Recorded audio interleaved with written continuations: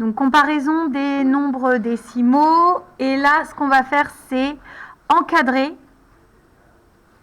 un nombre décimal entre l'entier qui vient avant et l'entier qui vient après. Alors, si je prends 5,7, je vais vous demander de regarder la règle là, pour vous faire comprendre ce que c'est que encadrer entre deux entiers. 5,7, vous êtes d'accord avec moi, il est là? C'est plus grand que 5 et plus petit que 6. Ah oui, 5,7, ça se trouve entre les deux, là.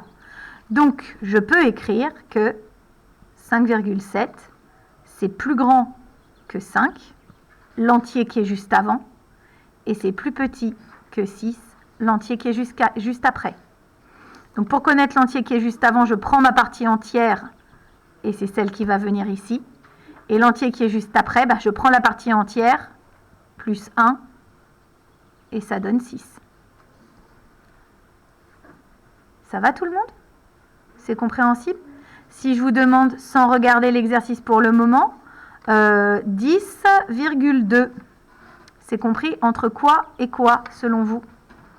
Alors, je peux regarder encore un petit peu sur la ligne de la ligne 1. Donc ici, j'ai 10,2. Attendez que je mette bien... Voilà. Ici, j'ai 10,2.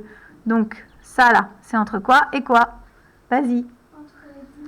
Entre 10 et 11. Exact. Ici, j'en donne un autre. Et ce coup-ci, on ne met pas la règle. 3,8. C'est compris entre quoi et quoi? Abigail? Entre 3 et 4. Encore un autre? Je ne l'ai pas encore donné. 15,6. C'est compris entre quoi et quoi? Vas-y, Lilia. Pourquoi 14?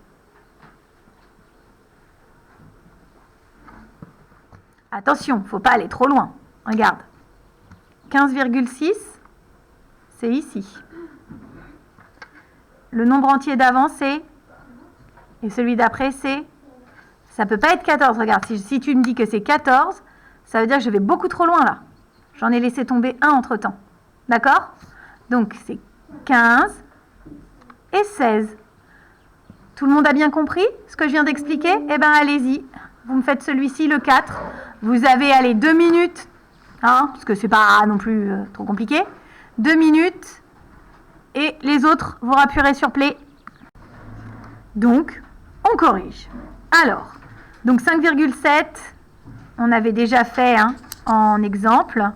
Donc, qui me dit? Vas-y, Lucie.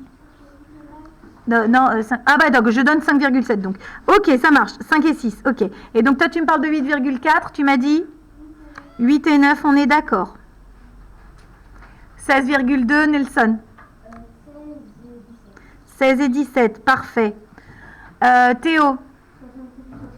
67 et 68. Et enfin, Lily, 79,8. Et 81. Parfait. Bien. Alors, maintenant, tout le monde, je dois trouver un nombre à virgule à placer entre le nombre qui est ici et celui qui est là. Alors, je refais mon petit exemple avec la règle parce que je trouve qu'il est quand même assez parlant. 4,7. Donc 4,7. Ça, c'est 4,7. 4,9, c'est ici. Alors, il faut trouver le nombre qui va se retrouver entre 4,7 et 4,9. Vous avez une petite idée ou pas du tout? Oui, Florent? Oui, voilà, on peut mettre 4,8. D'accord, tout le monde? Ok. Eh bien, vous y allez. Alors, vous faites la suite. Les autres, vous mettez en pause et vous relancez après. Bien, donc on corrige. Alors, qu'est-ce qu'on va pouvoir trouver entre 35,2 et 35,7? Quelqu'un qui n'a pas beaucoup parlé. Kélia. Je suis d'accord. Alors, vous aviez 35,3, 4, donc 5, 35,6. Ça marche? Ok? Bon, je pouvais aller de chiffres derrière la virgule, c'était possible aussi. Ceci étant, on a été au plus simple. D'accord? Bien.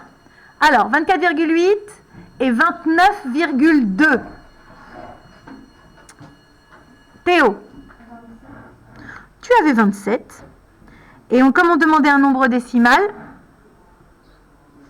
0, histoire de dire, mais tu as raison, c'est un nombre décimal puisque c'est aussi un nombre entier. 3,93 et 3,98. Qui a une petite idée? Lily?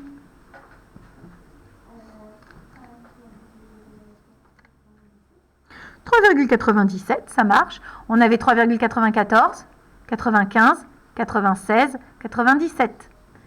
Florent, la dernière ligne. Moi, j'ai mis 39,56, mais nous avions aussi 39,52, 39,53, 39,54, 39,55. Voilà. Ça vous rappelle pas un peu les suites numériques? Ben, c'est exactement la même chose en fait, c'est le même principe. Vous regardez ce qui change, et puis hop, on ajuste. Ok? Ok? Bien. Donc, explication des consignes. Aujourd'hui, là, on fait un tout petit peu plus. On va faire l'exercice 1, puis l'exercice 2.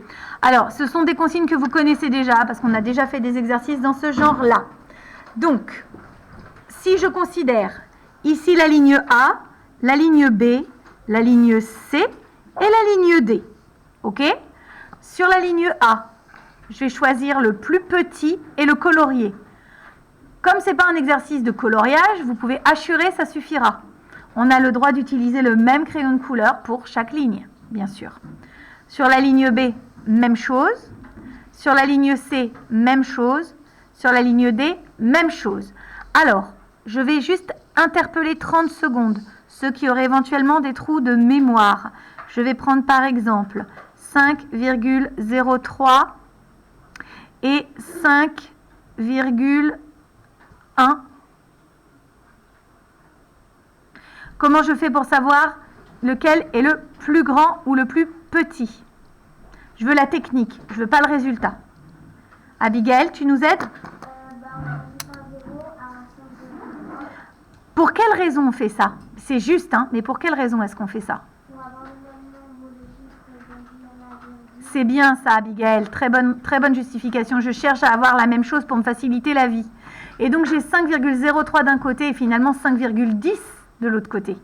Alors maintenant, sachant que j'ai la même partie entière, mais que d'un côté, j'ai 0,03 en partie décimale ou 10 en partie décimale, lequel des deux sera le plus grand?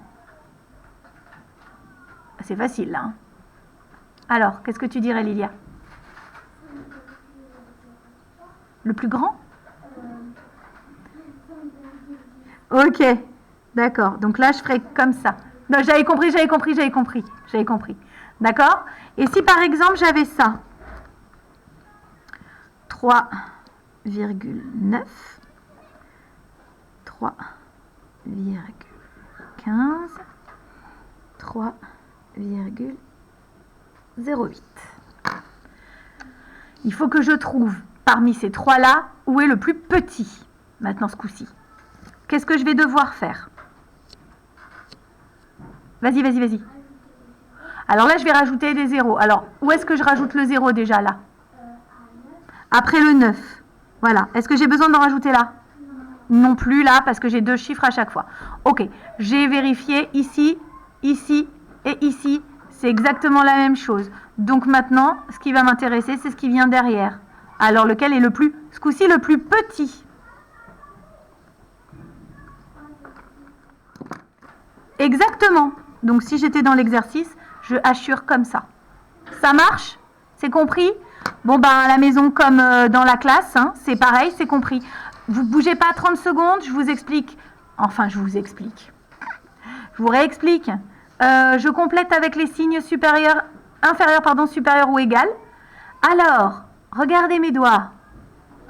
Ça, c'est le crocodile qui mange le plus grand. Le crocodile qui mange le plus grand, il s'ouvre du côté du plus grand. Ça, c'est donc ce qui est de ce côté-là du crocodile est petit, ce qui est de ce côté-là du crocodile est le plus grand. Inversement, le crocodile va manger le plus grand. Donc, ce qui est de ce côté-là du crocodile, c'est plus grand que ce qu'il y aura de ce côté-là du crocodile. Ok? Et là, bah alors, vous connaissez pas ce signe?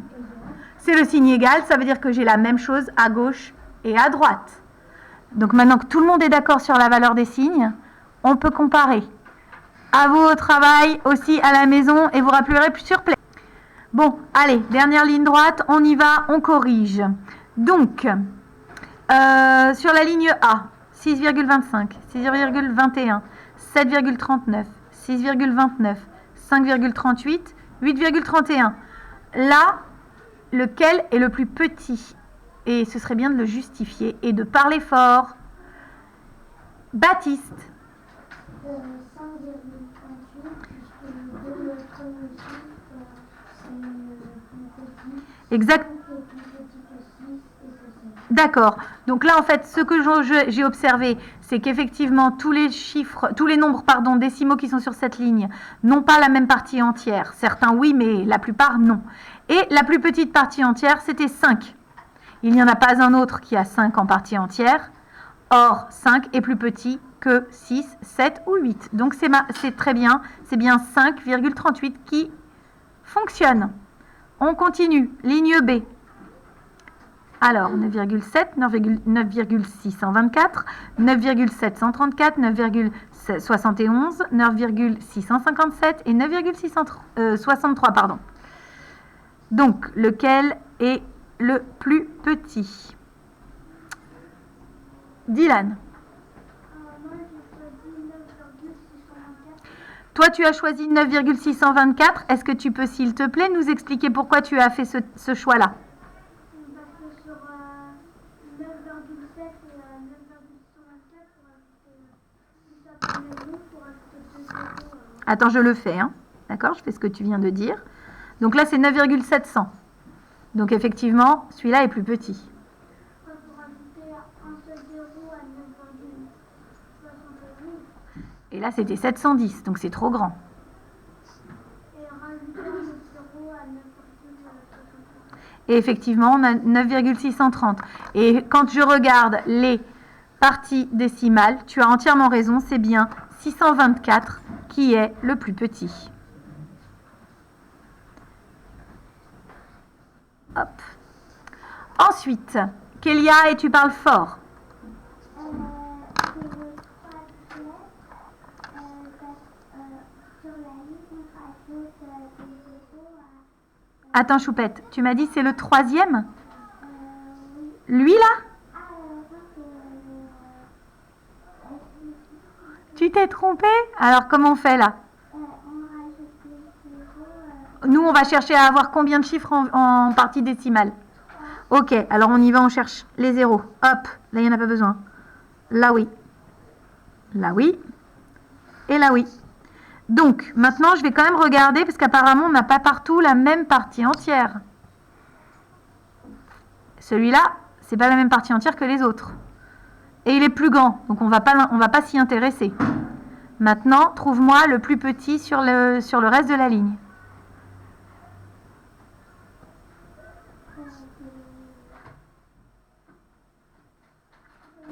C'est le premier, 12,390.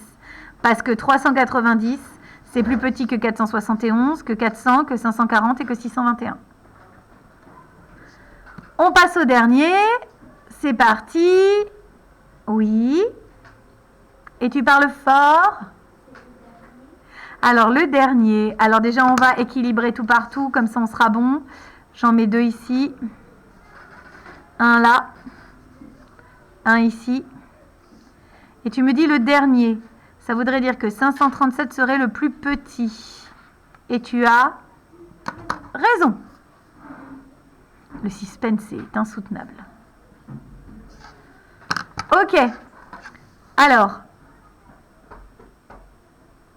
je pense que là, ça va faire trop chargé au niveau vidéo. Je vais être obligée de la couper et de revenir